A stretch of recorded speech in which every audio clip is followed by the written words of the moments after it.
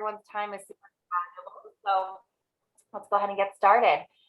Thank you all for joining us again. This is our June Wednesday webinar, if you can believe that. I don't know where the year has gone. Paving the pathway, steps for helping students beyond high school. And we wanted to kind of round out the year with talking about what's next. So we're gonna dive right in here in a moment. With me is, of course, Mila Tappan. Her name says Fame Education, but I'm certain you all know who she is, and we are taking care of the webinar today. I'm gonna drive it, assuming it wants to move forward. Okay, we've kind of done this by way of pathway. So Mila's gonna start us off in a moment. We're gonna kind of talk about things to share with your students based on what particular pathway they're going to choose beyond high school, or what happens, some thoughts and around if they have no plan. And we'll end the session with some resources that will hopefully help you as you're guiding students. At the end of this year, I'm assuming most of us are wrapping up fairly soon here. And if you're doing any work with students over the summer. So I will turn it over to Mila to get us started. Great. Well, thank you so much, Maria. And I fixed my name. Thanks for this. This is not my regular account, so thank you for that. So again, thank you for being here with us. We're so excited that you're here with us today. And I think for a long time, we talked about life after high school and kind of the preferred pathway being students going on to college and pursuing a 4-year degree. Well, even if that ever was kind of the thought, it definitely needs to be broadened. And I think we certainly talk about it a lot and think of it a lot more broadly. So yes, some students are certainly going to go on. They're going to pursue college, higher education in some form, but it might not be a bachelor's degree. It might be a 2-year degree. They might be pursuing, a trade school plan option or something like that. And then, of course, there are others who just need some time off. They don't know what they maybe need to do. They want to take a gap year. We've got others who want to go into the workforce. There's lots of working opportunities currently. Others want to head toward the military. So, there are all sorts of different options, and there's not a one size fits all. There's not everybody should do this sort of concept or mentality these days. So one of the things that we'd like to know, if you want to advance, Maria, to get us started, is that we are curious what you're finding with your students. So we're going to do a quick poll here. So with the students that you're working with, are the majority planning to do what after graduation? Are they going on to college? Are they planning to work, take some time off, go in the military? They have no plan, or their plans are kind of overlapping. Now, for those of you who are working with students who are graduated from high school, this is probably more straightforward. But even for those of you who are working with adult students, still give us some indication of what you're hearing from your students. Where are they at currently, and what is their thinking? All right. I thought we might see more that were very distinctly going on to work. So interesting. We've got maybe 1 or 2 folks left.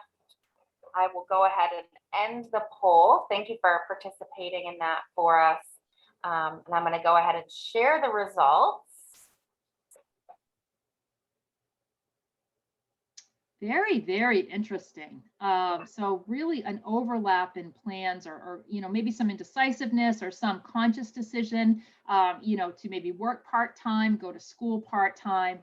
So those are super interesting results. So we really appreciate you participating and sharing that with us. All right, Maria, thank you. So let's talk first about those students who are planning to go on and pursue higher education. And one of the things when we use the term college, we have forever been looking for a term that replaces college, that it's broader, but we can't find one. So we talk about higher education, post-secondary education, education after high school. We end up coming back to college, but we want you to know that we mean that very broadly. So we are talking about 2-year, 4-year, as I mentioned earlier, trade schools, all of those things are encompassed when we use the term college going. So we've got, several groups of students who are going to be pursuing higher education in the fall. We've got our recent high school graduates. We've got our adult learners, our returning adults who are going back to school. Maybe they went years ago. Maybe this is going to be their first time. And of course, we have transfer students. A lot of students' plans were maybe disrupted last year. They did something different. They're looking to make a change for next year. So many of these students are transferring schools, which isn't like starting all over again, but in some ways it is. So we're going to really focus on what these students need to do next. And so for these groups of students, many of their tasks are going to be very, very similar. So first, we're going to talk about the things that are really going to be typical for any student starting school in the fall, regardless of whether they're brand new, returning, or transferring. So the first thing is, let's just get excited. What do we want students to do? We want them to be excited. It's been a really, really difficult year. A lot of people have experienced maybe some disappointment, some frustration with things that they haven't been able to do. So to get back to some sense of normality, and to be able to pursue something that they've maybe dreamed about for years, that's a huge accomplishment. So we really want to celebrate the fact that these students are headed off to school in the fall. And we want to keep that momentum going. Probably you're not shocked to hear, or you're very well aware of the fact that FAFSA filings were down this year for our high school students, about 4.8%, down a little bit across all of our FAFSA filers. But our high school students were definitely concerned. And so fewer of them are planning to go. So goodness knows, we don't want to lose even more of them to summer melt. So we don't want to lose those who are saying they're going to go. We don't want to lose them over the summer, which is what that summer melt concept refers to. So everything we can do to have them get excited, to know that we're here to support them, I think that's really going to hopefully be positive, and encourage them to take that next step. We'd love to have them show their school spirit and share their accomplishment and get that support from people around them. We all need a good story right now, and this can be a great story for these students to share. So to make sure that they make that transition and it's as smooth as possible, they do need to get organized. And as much as Marie and I would like it just to be as simple as, hey, you ready to go? Good, let's just go. We know that unfortunately there's a lot of stuff that does need to happen over the summer before they can start school in the fall, if they want to start school with everything nicely in place. So first of all, they need to be sure that they've paid their deposit. So many students did that, and they met that May 1 deadline that many schools had for paying deposits, but schools have been a little bit more flexible. So they just want to be sure that if they've made a decision about where they want to go, that the school knows that they're planning to come, that they have paid a deposit if necessary, that they've accepted that offer of admission. So that's important. And then, of course, there's housing stuff. So students who are living on campus will have a separate process to make sure that they have a place to live. So typically there are housing forms where they may indicate who they are and what they're like, so they can be matched with a roommate if they don't already have one that they have designated, so that they can select where, if they might have choices as to where they live, that they have to select their meal plan. They have many, many options these days. So there are things that they need to do to make sure that when they arrive at school in the fall, that they have a place to live and they're going to have food to eat, because that's really important to have those things lined up ahead of time. Some students are going to be living off campus, but even off campus, if they're moving to a new location, there's just work that needs to be done there. Little things that aren't little, like making sure their cable is set up or their internet is set up. So right from the beginning, when they start their classes, they have access to what they need to have. And then, of course, there's immunization paperwork. So that's standard. There's been the requirement of immunization paperwork or immunization records right straight along. But I think the new big addition this fall is going to be, what is the school's requirement related to COVID vaccinations? So we have seen that some schools have already indicated that students who are on campus have to be vaccinated. Others I haven't heard about yet, but that for an individual student is going to be super important for them to reach out to their school to find out what the school's policy is. And if they need to be vaccinated, that they get vaccinated, and unless there's other reasons why they can't, and that they show documentation of that, and that they know how to make that happen. So many schools will have things like a portal where they can securely upload things like their immunization records. So it's important that they know what they need to provide documentation of and that they get that to the school. Even regular immunization paperwork, I think sometimes that's not something we have handy. It often requires the student to go back to maybe their doctor or maybe even their pediatrician and get a copy of those records. That can all take time. So the earlier students can start making sure of what they need in this area and get it to the school, the better off they're going to be. And it's just something great they can get checked off their list. So there's going to be financial aid related paperwork. We're going to go into more detail about that in a moment, but just as a little teaser that I don't mean to be a teaser because I hope everybody is aware of this, is that the Maine State grant deadline has been extended. So the Maine State grant deadline has been May 1 forever. But this year, for a variety of reasons, mainly the fact that FAFSA filings are down, it's been a really difficult year, that deadline has been extended. So I'm going to talk about that more in a moment, but the financial aid piece is really important and of course has several steps all of its own as well. Then, when you get out of breath talking about something, you can imagine how students feel when they have to do all of these things to follow up. But we need to be sure that they get registered for classes. How registration takes place is really going to vary by some schools. Some schools will register students automatically for certain courses. Other schools want to have a conversation with the student beforehand, and then the school will go ahead and register them. Some schools will pretty much let students register themselves, especially upper class students, maybe not so much with incoming students, with the approval of whoever is their advisor.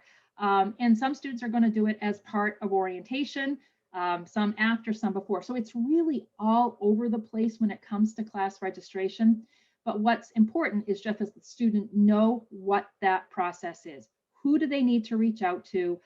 Who is going to take care of it? What is their role in that? And they want to get that done again sooner rather than later. Part of the reason they want to get it done sooner rather than later is we want to be sure that they get into the classes that they want and need. That's one big piece. But also, we're going to talk next about paying the bill. And one of the things that needs to happen for them to generate a bill typically is that the student needs to be registered. Because if it's a school that bills based on the number of credit hours, we want that bill to be accurate. So we want the student to be all registered, ideally, by late June before the bills get released.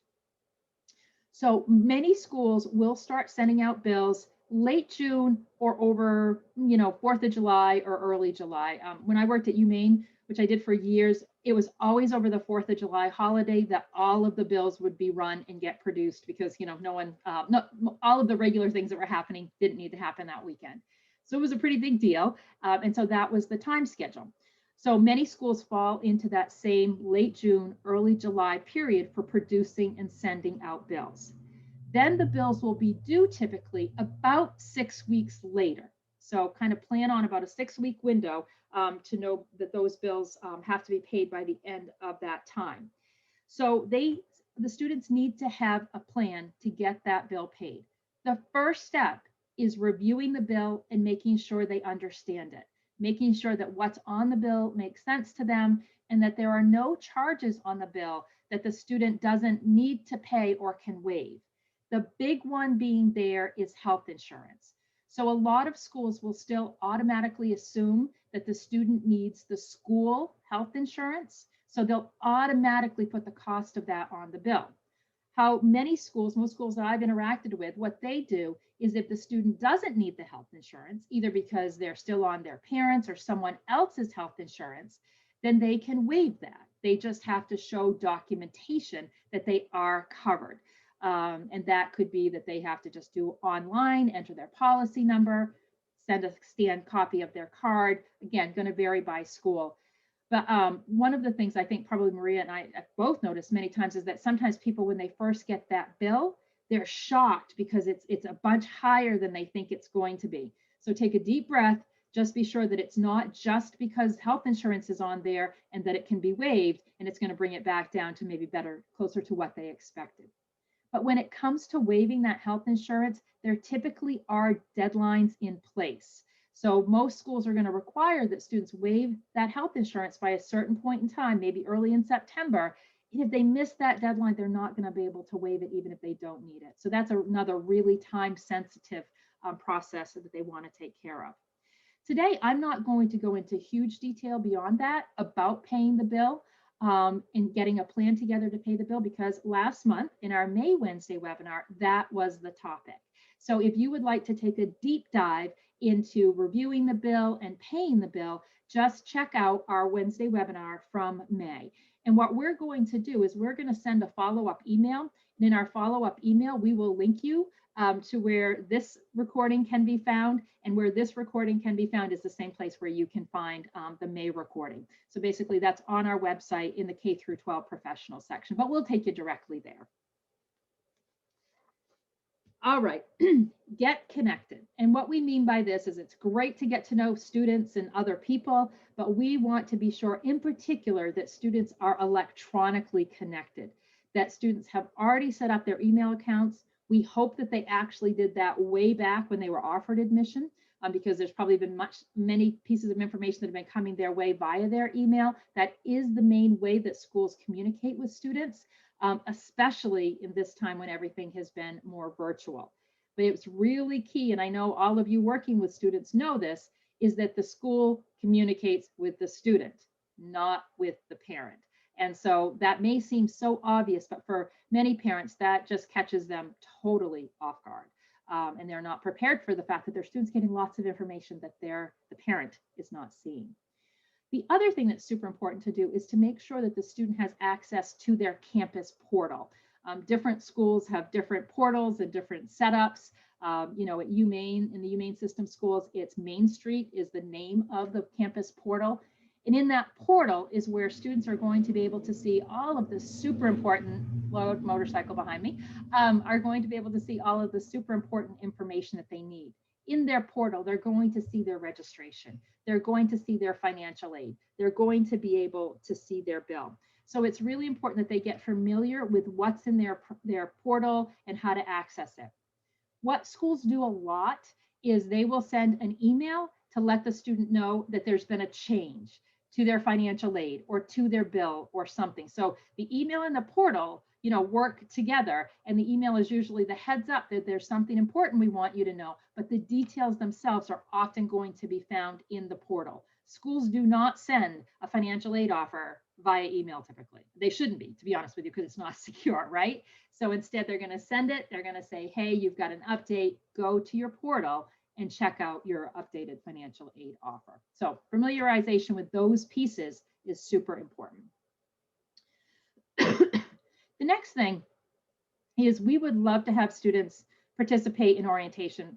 For matters of fact, many schools have mandatory participation in orientation. And that's because it's at orientation where they are going to touch on and cover all of those items that are most important for a successful transition to college. They've really narrowed it down to the stuff that matters and is a really big difference maker. I've been checking a little bit. There are some schools out there that are doing in-person orientation with all the safety measures in place. There are some schools that are doing still completely virtual orientation. That's probably going to be a little shorter, a little more focused on just a smaller handful of topics.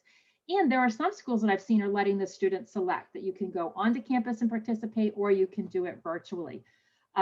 So what the student needs to do is to understand what the orientation process is at their school. They probably have gotten an email about it, but if they haven't seen that, they can go directly to the school's website, and simply by doing a Google search of orientation, they're probably going to easily find what the orientation plan is at their particular school. But participating in that in some form is absolutely critical to making sure that they've got all of these important tasks completed. Getting attached or getting connected with social media is really important. Schools have used social media increasingly through the years, and it's one of the best ways, wherever you're at, whether you're on vacation, whether you're at work, whether you're at the beach, whether you're sitting on your couch, to get up to date on what's going on a particular campus. So it's a really good thing to be following that. They're going to provide highlights, and it's all the important stuff that they want students to know. Most schools are going to share that through their social media accounts. And then if you are able to go to campus, it's really important to visit the different offices and know where they're located. If you're not able to visit campus, I'm still a fan of maps, and I think pulling out the map, especially at a larger school, and maybe using a highlighter to highlight where some of those offices are located is really important, as well as where your classrooms are going to be located. If students can do that, that's going to take a lot of stress off that first day or two of classes. I mentioned I worked at Orono, but I also went to Orono.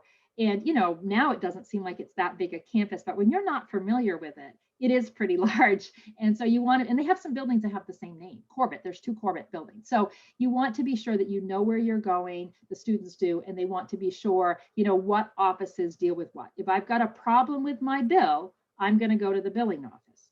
Now, what makes that a little bit more confusing is sometimes people call the billing office the bursar's office. Some schools call the billing office the student accounts office. So knowing kind of what that office is called and where it's located and what they can help with, anything students can familiarize themselves with early on before they ever get to campus, or while they are visiting campus over summer, is just going to take that stress level, hopefully, down a little bit. And we want all students to know where those student support centers are. If they're going to need help, and we really recommend it for virtually every student out there that's taking a math class, to know that there are math tutors available, that there's a writing center. Everybody can use help with their writing. Even people who do it every single day, can use help with their writing. So, and I'm talking to myself here. So it's one of those things that they need to be familiar with those centers. And they also hopefully are getting the message that reaching out for help and getting that extra support is a good thing. That's what successful people do, that asking for help and support isn't a weakness, but it's a sign that you're really serious about this, and that you want to know how to make this be as successful as possible. Okay. And then getting funded. So the money obviously is a huge piece. So as I mentioned, if you might have joined us after a little bit, or you just heard me the first time and you thinking, did she really say that? I want to confirm that the deadline for filing a FAFSA in order to automatically considered for a Maine State grant has been extended. So for any of the students that you are working with, if they have not yet filed a FAFSA, we always would have wanted them to, so they could be considered for Pell Grants and other things, but they will still automatically be considered for a Maine State grant. And you might be thinking, well, for how much longer? Well, the reality is we think it could be for a bit longer, but it is first come, first serve. So we want students to get their FAFSA filed as soon as possible for a whole variety of reasons. Getting that FAFSA filed sooner rather than later is going to be a really good thing. And you may be familiar with the fact that the Maine State grant this year has a cutoff of an EFC of 7,000. That will be the EFC cutoff for students who are filing now as well. So super important that your students get that FAFSA completed. If they are able to be eligible, if they're considered eligible for the Maine State grant, that's an additional $1,500. So that can really go a long way, especially at certain schools. Now, when we apply for financial aid, obviously there's the FAFSA to get done. I think in some ways that for some students is the easiest part of the process. Well, once they've gotten their FSA ID, filing the FAFSA is pretty straightforward these days, but some students are selected for verification. Thankfully, fewer this year than in the past, but students who are selected for verification are going to find that there's some additional paperwork that is going to be needed by the school. Tax returns, if they didn't use the IRS data retrieval tool, which hopefully they did, but if they didn't, they can submit a signed copy of their tax returns. But they also are going to need to submit a verification form. So every school has their own verification form. So we want to be sure that they get that submitted if they have been selected. Every student who's borrowing a federal student loan for the first time will need to complete a master promissory note and will need to complete entrance counseling. Entrance counseling may be required if you're a transfer, even if you did it at your other school. So check with your school on that. Both the master promissory note completion process and the entrance loan counseling process are done online now at studentaid.gov. So the same place that you go to get your FSA ID, everything studentaid.gov has been consolidated onto that website. So you can easily go there now, or students can easily go there now, and they can do their master promissory note, which they just have to do the first time they borrow, and it's good for 10 years. and do their entrance counseling. That's something that people could get done today, for example, and get that crossed off their list.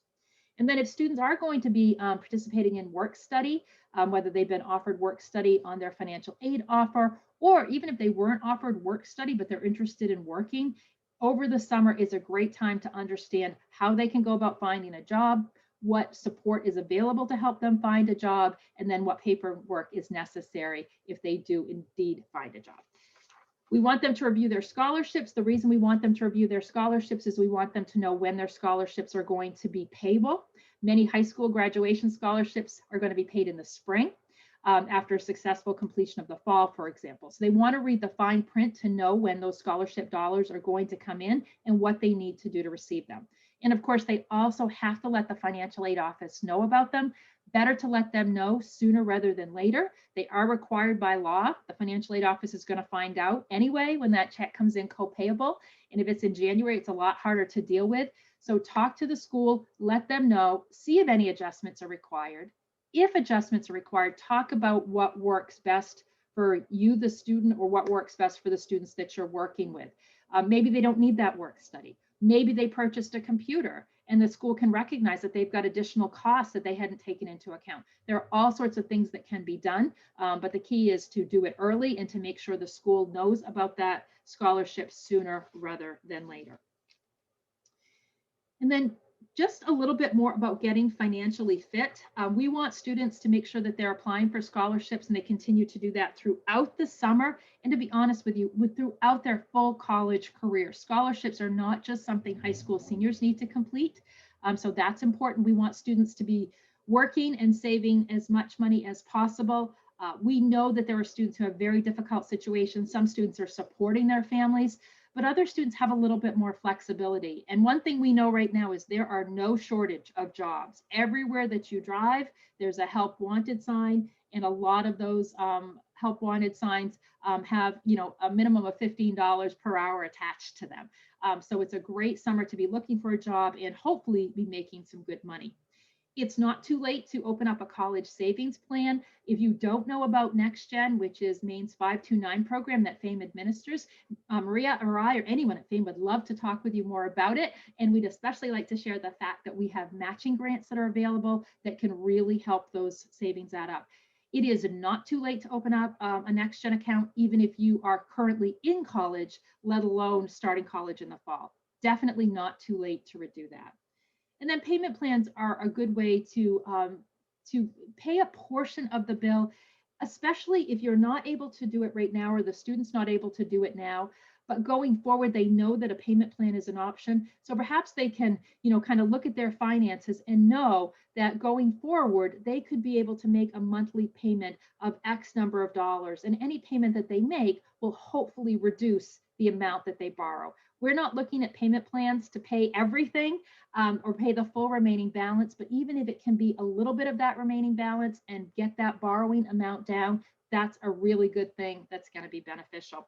Because of course, if students are going to be borrowing, they are going to need to be aware of their credit score and their credit history, because everything beyond a federal student loan is going to be credit-based. So they want to stay on top of that. So now we have one more thing that I'm going to talk about, and then I'm going to pass it over to Maria. And it's the fact that some students who are college goers do have a few different things on their list. So one of those things is that if they want to make sure that they get their transcripts from any prior schools, that's a requirement, and they want to anyway to see if they can get those credits at other schools to count. That does mean that they can't have a hold on their account, which means they have to have their bill paid in full. Maria's hill to die on is to make this stop happening. And if she wins the megabucks, I know she's already decided that one of the places her money is going to go is to paying off past balances for students so that they can get their transcripts. But I kind of am joking about, but this is a really serious topic. And so we want students to reach out to us if they think we can help or offer up suggestions as to how they might handle a situation like that. But get those transcripts because that's important.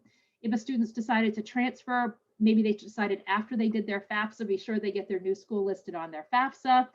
Make sure prior loans are in good standing. Hopefully people's are in good standing. Federal loans have been on a pause. So that's given people time to get things cleaned up a bit. Again, reach out to us if you've got questions or have students who have questions.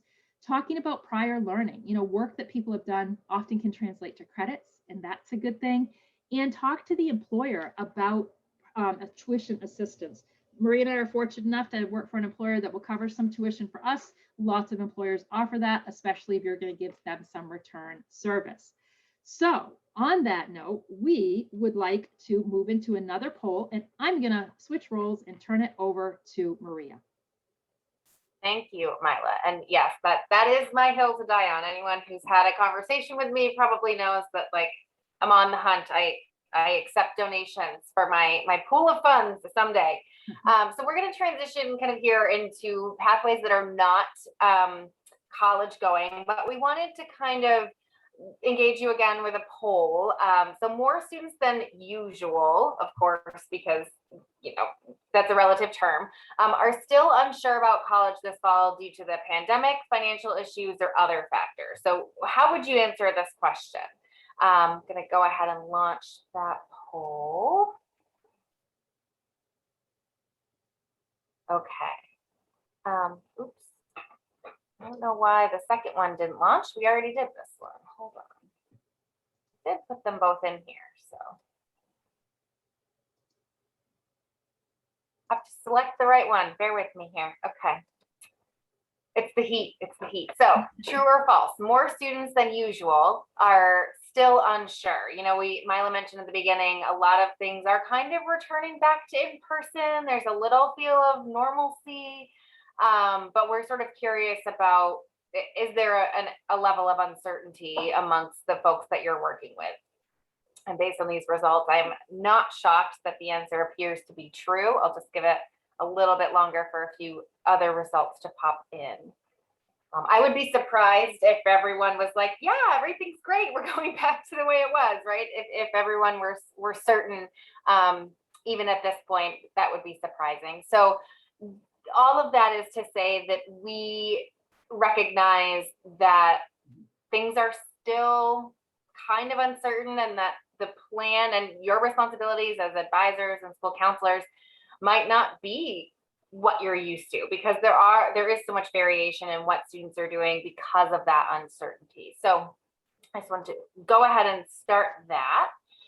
So the next kind of thing I want to put out there is that some students might not be ready. It might be the uncertainty. And even, of course, before the pandemic, there are students that just aren't ready, aren't interested, want to explore other options. That's okay. And we're going to talk about some ways to guide students who aren't necessarily going down the college pathway. A common question, I think, and Mila, this has probably been your experience too, is about gap year. Like, that seems to be a popular choice right now in terms of, like, not sure, I applied, but like want to see how things shake out. If a student has said, like, yes, I'm taking a gap year, and just for clarity's sake, we mean an actual gap year. So the idea here is not just like not going and going to figure it out. Like, this is maybe someone who's kind of done the parts of the process. So they maybe have been admitted. They maybe have at least gone through some of these pieces that Mila talked about earlier, but have decided to kind of delay or defer a year. So these are, and we're going to talk a little bit later about folks that don't have a plan or that are just sort of really taking time off to do whatever. These are specific gap year individuals. So I just wanted to kind of make that clear. And so you can encourage them to stay connected. So, Summer Melt exists in this group too. It's not just the back-to-back year, right? So we want them to stay connected to the college. So keep checking that college email, keep participating in the social media that Mila talked about before, news, events. They can still go to, campus events and things like that and get engaged on campus if they're able to, or virtually. To keep the seed there, to make sure that they're not losing momentum to pick back up when that gap year is over. When they get close to sort of the time to re-enroll or thinking about it, they're going to want to connect with the college to sort of check off some of those boxes we talked about earlier about finding out, if they need to reapply. Sometimes it's a semester, sometimes it's a year. Does their merit, if they had any, remain the same? Does their sort of any of the financial aid that was offered to them, particularly the institutional dollars, does that remain the same, or do they need to take additional steps? Of course, Every October, they're doing a new FAFSA anyway, so that's part of the process, but really connecting with the college as they get close to their planned enrollment time, making sure they've got all of those things checked off. And then suggest ways for them to make the most of this gap year, right? There's lots of opportunities, and I think probably even more so in the wake of the pandemic, because I think so many folks were doing things virtually that it just made sense to have enrichment things that people could do. I heard from some counselors that like their students were doing the part-time remote work and then like working or doing something else. And I think that that's been pretty common. So not to say that taking some time and enjoying ourselves and maybe doing some of those things we really couldn't do on lockdown is not a bad idea, but there are some really strong gap year things that if someone's interested in having an experiential learning type of experience during this gap year, that's going to be huge for when they re-enroll, and also just in general for networking and those kinds of things. So examples are AmeriCorps Maine. We have a great AmeriCorps Vista volunteer with us at FAME. We always get awesome people into that role, and we're super lucky. There's Job Corps Maine, and then of course at the national level. The little tree one doesn't have its name in there, but it's Maine Career Compass. And it's just a really cool, like, I would say a mashup of an apprenticeship and experiential learning activities kind of designed around industry interests. There's, of course, the Maine Apprenticeship Program through the Maine Department of Labor and Volunteer Maine. So people that are like, I really want to volunteer and build houses for Habitat for Humanity, or park cleanup, or any of those kinds of things that look good on a resume, and or bolster a person's heart and soul, are great gap year activities. And we will share towards the end a link for a Google Doc that's going to have links for all of the things I'm going to discuss, including some FAME resources towards the end, and you'll have access to it at any time through the FA 101 Google Drive. We'll send you the link so that you can refer individuals to these opportunities. So other than figuring it out, shrug, I had to put the little shrug lady emoji in there. I didn't know necessarily what to call this, but for the individuals that are like really uncertain or haven't really figured out the plan, that might come into your office and say, I'm going to figure it out as I go along, right? It's okay for them to not have a plan, to not be certain, to be uncertain about the next steps. You can still be their cheerleader. You can still be their guidepost. I think in this case, it's a really good idea to suggest that they think about their passions and interests. Can they make money from it? So do they have a really useful skill or talent that they can, you know, make some money over the summer to potentially save for future education? Maybe, so then it's like side hustle as well. Or is there some kind of related educational program? So maybe it's a trade, maybe it's a certificate program, those kinds of things. Can they leverage what they're already good at? A, that makes it feel like it's not work, and B, they might be able to earn some income doing that. And anything that they can, of course, tuck away might make college feel more attainable. Another great option is to suggest adult education offerings in their area. So adult education is still functioning statewide. So many of them did a fantastic job moving everything virtual. As with K-12 schools, a lot of them are kind of going back to in-person offerings and those kinds of things. And I think here's my other little soapbox for a moment. Sometimes people think adult education and they think just, you know, GED high stat or like enrichment classes. So, you know, ballroom dancing or art or those kinds of things. And certainly those are adult education offerings. But what I think a lot of people don't know about adult education is that they offer job training, certification. So there's a few sites that, and I think more are popping up, that offer like a CNA program. And so when the student finishes the CNA program at the Adult Education Center for much less than a college program might cost, they're leaving with the ability to pass the board. Sometimes they already have. So at Spruce Mountain Adult Education, as an example, the first cohort of the CNA class all got jobs right at Franklin Memorial Hospital right when they finished. So I think a lot of them have CDL programs, computer training. Have them reach out to adult education, or at least take a look at the website for their regional adult education sites to see if there's anything that they might be interested in. And there's also the college transitions program, which I think will be shortly rebranded to be Maine College and Career Access, or Career and College Access. I haven't figured it out yet. And so they will also be offering different types of, foot in the door experiences. So career training, what is it like to be in college? The college transitions program is an excellent kind of dipping a toe in without the financial burden and anxiety, right? So it's college culture, it's how to apply, it's how to study effectively. I think adult education is very underutilized, particularly with this group that is kind of figuring it out as they go, right? So suggest the adult education offerings in their area and just encourage career exploration. Okay, I don't know a ton of 18-year-olds who are like, I know exactly what I want to do, right? I don't know a lot of grown-ups who know exactly what they want to do. It's okay to encourage them to experience and explore lots of different things, which brings us to going to work, right? So for many, it was interesting, the poll that we did first, nobody said like that they definitively knew that people are going to work. And that's probably because a lot of people are going to do work and school and some kind of part-time doing both. But I have heard from many students, particularly kind of adult students, that would fall into like a non-traditional or returning category, that they're just going to go to work for a while. Okay. And there's benefits to this as well. We're going to talk about it. Lots of different places to do that career exploration. So particularly someone who hasn't had a previous career, I'm thinking particularly like a high school grad who's like, oh, I don't know. Encourage them to visit their local career center. Again, adult education, great resource for that. And they can do like interest inventories and skills inventories to figure out what a student might be more adept at, those kinds of things.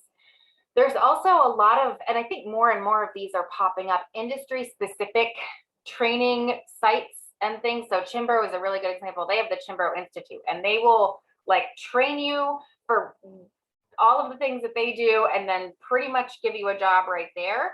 But they also know that you might take that credential and go elsewhere, and that's okay too. So there's a lot of industry specific opportunities and training sites, and like I said, more and more popping up. The Maine Career Compass is also a great way to do that. We talked about that as the gap year option. And of course, at the Maine community colleges, and what's so great about our community college system right now is they've been offering just a slew of like free courses, free programming, which can be such a great stepping stone into continuing education and finding what a student is passionate about or what they might like to do. If a student is already working, so they might be like, hey, during that pandemic, I got a job and at the grocery store, which was, booming and essential workers and all of that. And they might want to stick to that. They might say like, I'm bringing in money. I'm helping support my family. I'm feeling, I have anxiety about not working. Great. Encourage them to ask about tuition assistance, right? So Mila talked about that a little, but so many employers, I think McDonald's will offer, I think $3,000 a year to help to get a credential, and you only need to be working there part-time. Walmart, LL Bean, Home Depot, Starbucks, I mean, the list goes on. And I think employers are more and more realizing that this is kind of a carrot that they can dangle to people to encourage them to work. I know I've seen in the now hiring signs, they'll say like sign-on bonus or benefits. And I have seen a few that are like, we'll help you pay for college or, those kinds of things. So really encourage, and this is true for those that first enter the workforce and are currently working. Always inquire about those tuition assistance opportunities. It might be there and you just didn't ask, right? It might be rolled in as part of the benefits package. And if it's not, asking about it might encourage them to think about doing so. So there's never a harm in sort of saying, hey, do we do this? And if we don't, maybe we should, right? Or a scholarship fund, something like that. I'm a big proponent and like push it a little bit and see if they'll negotiate with you, especially if it makes you a better employer, a more employable person in that field. Also have them consider workplace credentials. So I know many of you are probably familiar with our Maine Spark initiative, trying to get into, 60% of Maine's population with credentials of value by 2025, which feels pretty much right around the corner at this point. And when we say credential of value, much like we say college, it's kind of an umbrella term. So we just mean some kind of credential beyond high school. And a lot of these are those workplace certificates, the CNAs, even the like 6 week computer courses. I did a social media writing class. That's a little tiny credential, a micro credential that I have that I could stack into something else. Industry specific certification. So if you've got a student who's into welding, they can stack little welding credentials. Then they've built themselves an employable catalog of credentials without necessarily going through a traditional college pathway, right? So consider like, hey, is there a certification you can get? Sometimes that means a raise or the ability to get promoted or advance within an industry. And even if your workplace sponsors it, so I'll use Chimbro as an example again, they understand that you might not stay there forever. They're still going to offer that credential program as a way, of course, to encourage you to stay and make you a better employee. But they're also going to know that that just makes you a better employee overall and more desirable, and you can carry that with you even if it's from a specific employer. I also encourage you to have them put emphasis on saving money. This has clearly been a thread throughout our presentation. If they don't have tuition assistance or it's not fully covered, which would be rare, they're going to need it to pay for education later, or maybe their children's education, or both, as the case may be. So, tucking a little bit away here and there as they're working. Maybe right now they're like, nope, I'm going to work. I'm not interested in college. And then they work at the bank, and there's an opportunity for them to move from teller to loan officer, and they have to get another level of education. Then they're like, oh, I guess I do have to go. So if they can build themselves a little savings cushion as they're going along, that's going to help motivate them to advance their education if it's required. Some long-term career planning pieces. I know it's hard, especially for younger individuals, to kind of see the forest through the trees and think about sort of where am I going to be in 5 or 10 years. Even I don't love answering that question when someone asks. I'm like, did anyone see a pandemic coming? No. So I think it's really hard, but there is a lot of value in sort of mapping out possible career paths. So in the links that we're going to share with you, there's a resource called Zippia. And what's really cool is you can look by, like, I'm going to pick on myself, English degree, because I heard a lot of like, what are you going to do with that? And I would say, whatever I want, because I can read and write effectively. But it would show, by industry or degree path, kind of what a career trajectory might look like based on education level. So they use, fast food as an example. You might be a cashier, fast food worker, and then maybe you move to like someone who supervises the staff, and then maybe you move to like assistant manager. So there's a really great way to kind of map out what career paths are and introduce a conversation about the kinds of credits that and credentials that might be required to move along that path. Okay.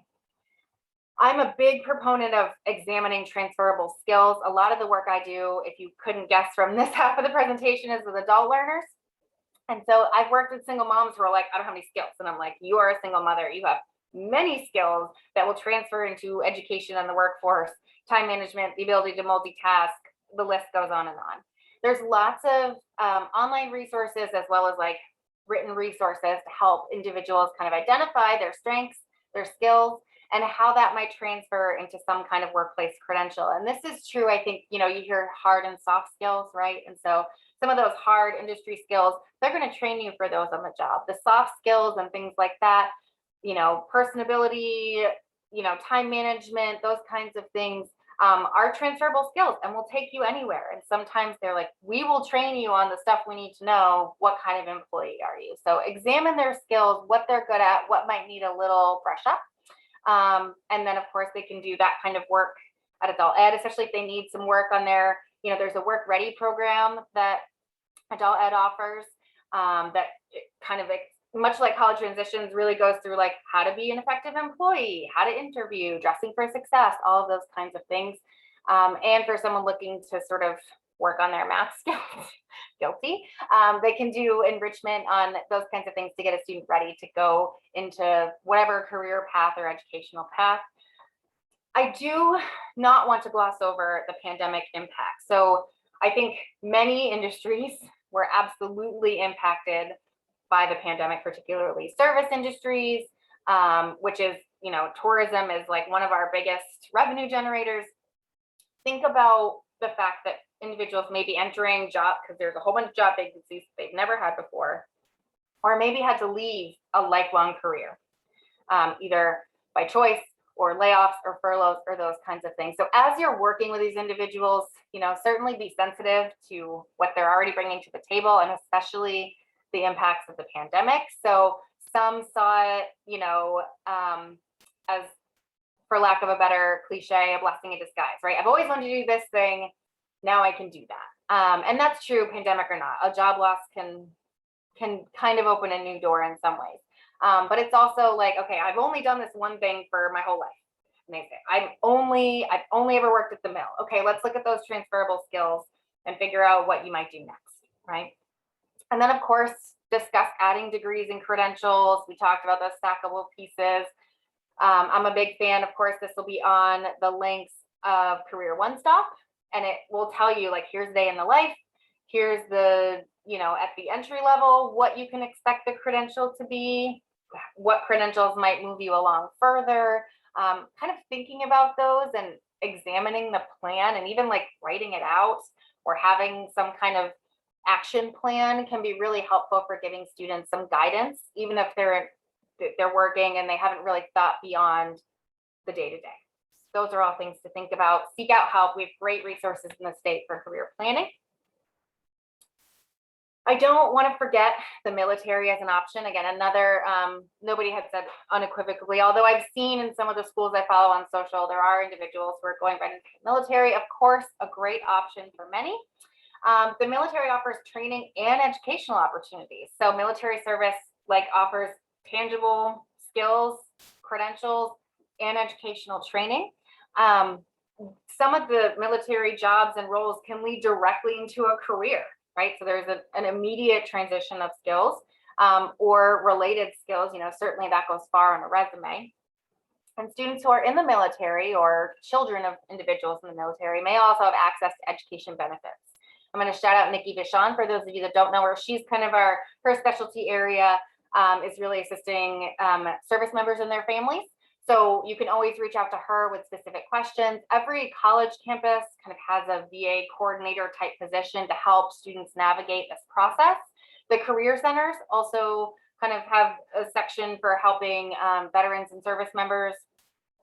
There's a number of organizations throughout the state that assist individuals in this way. So that's certainly an opportunity. Many are entering for reasons of the education and training that they might get. So certainly you can encourage them, and we'll have links for the various branches of the military in the document. It's also possible and maybe likely that students don't have a plan at all. And this is true pre and post pandemic. Okay. Another I don't know, ask what's holding them back. So you might be surprised at the answers. So I think the pandemic gave a lot of people pause. So that might be a popular answer, I think, now in the window that we're in. It might feel like they're not, I just met with an individual virtually yesterday. She's like, I'm just not smart enough to do anything. And I said, well, that's not true. There's definitely a way to, we're going to find the doorway that works best for you. Ask them what's holding them back. It might be anxiety. It might be the pandemic. It might be like, she's like, I'm not great at math. And I was like, I'm not great at math either, but if I can get to where I am, so can you. In that case, I suggested connecting with her local adult ed site. Find out what it is. They may or may not be willing to share, but I think it's worth asking. Okay, what, you've got no plan. Is there something holding you back? Maybe you'd like to get a job, but you're not sure if you're able to, or you've never written a resume.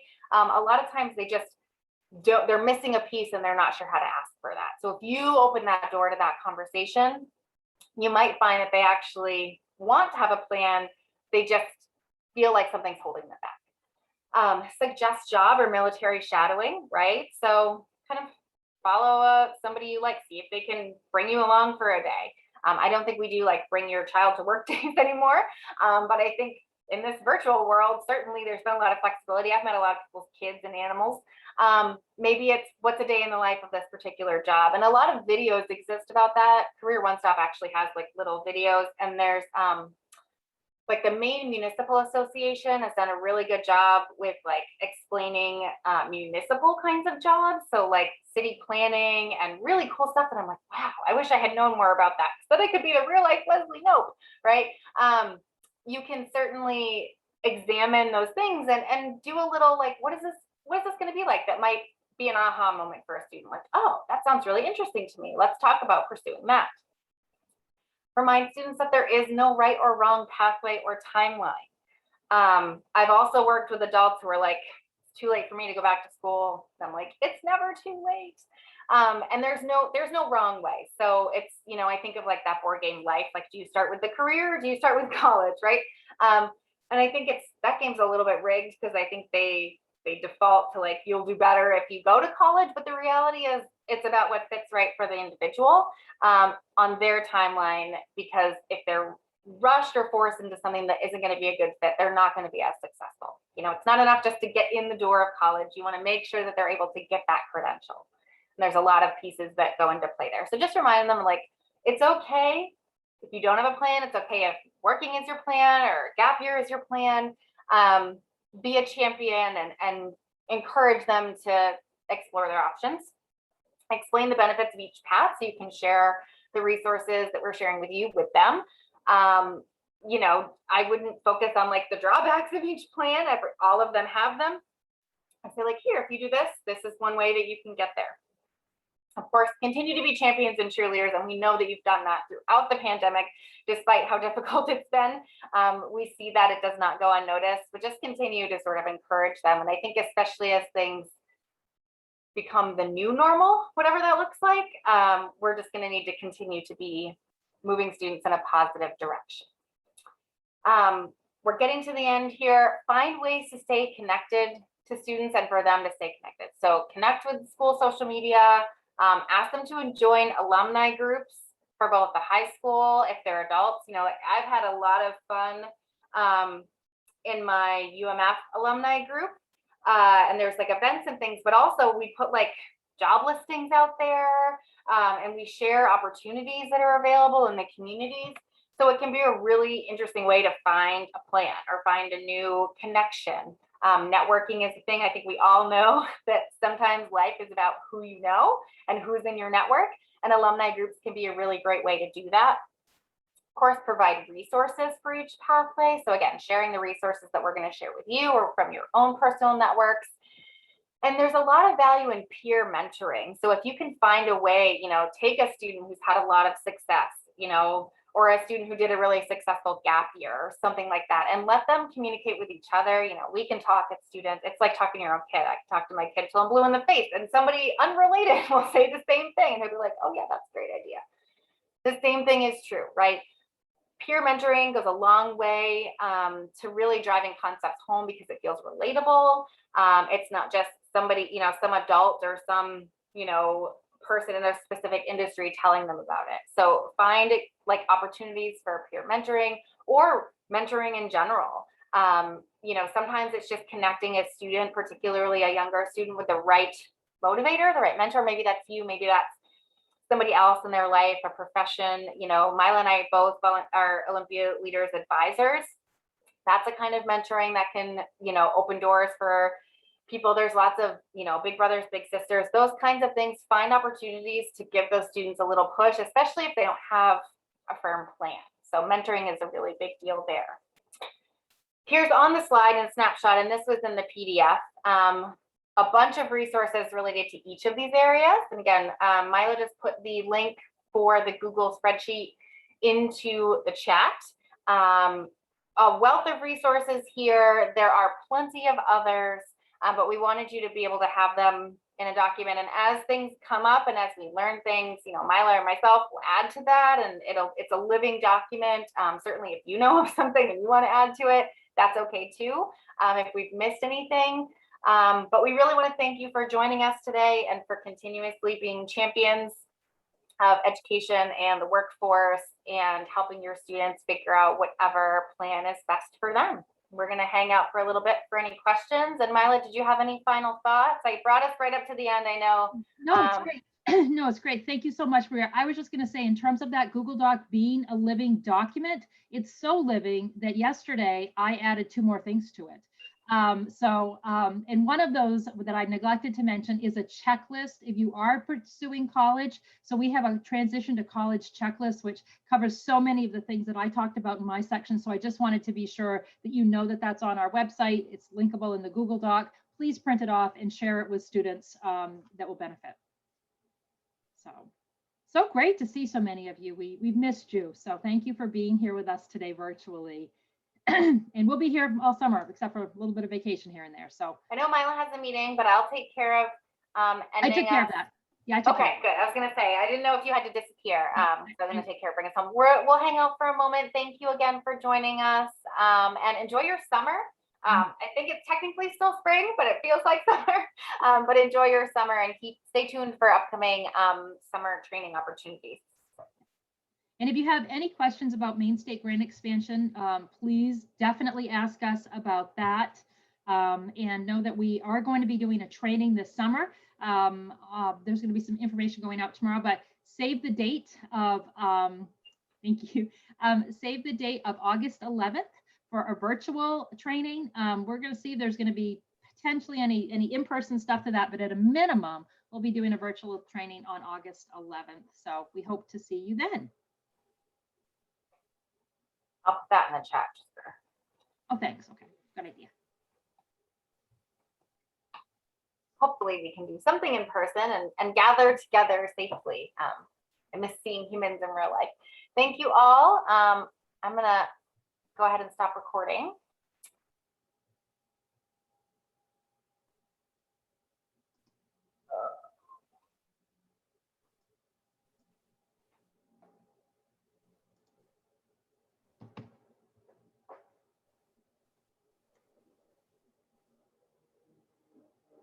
Thank you, Mila. That's great. Thank you, Maria. You're fabulous. Your enthusiasm is always so welcomed, and knowledge. And the only question I got was about adult eds, and it wasn't even a question; it was a comment.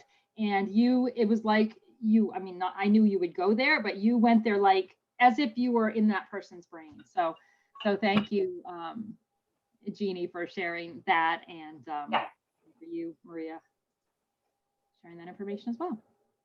Okay. Where is it's not letting me, usually there's like a stop recording.